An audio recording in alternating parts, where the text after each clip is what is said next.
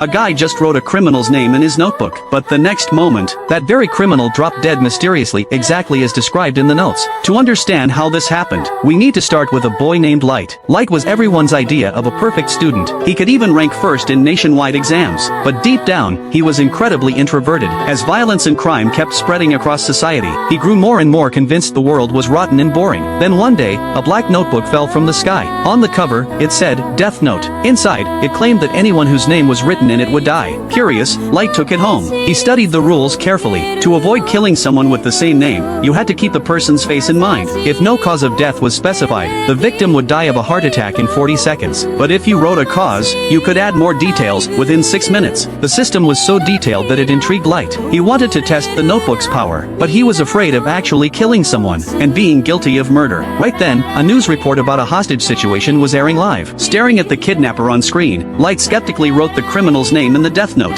40 seconds later, the unthinkable happened. The kidnapper died of a sudden heart attack. Light was both amazed and terrified. He tried to tell himself it was just a coincidence. Still, he decided to run more tests. He needed to know if the death note was real. During these experiments, Light began to show his extraordinary intelligence. He avoided targeting major criminals or public figures, knowing their deaths might be covered up by the government. Instead, he turned his attention to school bullies, those twisted individuals who'd no doubt grow up to cause more harm. Light thought, maybe eliminating them with the death note could actually make the world a better place. Just as he hesitated to take action, he spotted a group of men harassing a young woman. They tried to force her away with them. In the struggle, their leader accidentally said his name aloud. Unsure of the exact spelling, Light wrote down every possible variation in the notebook. The next moment, the leader was killed in a traffic accident exactly as written. That's when Light knew the death note was real. The blood on his hands didn't scare him. For the first time, he felt what it meant to be alive. Within days, he filled page after page with names. Then one evening, a mysterious creature appeared in his room.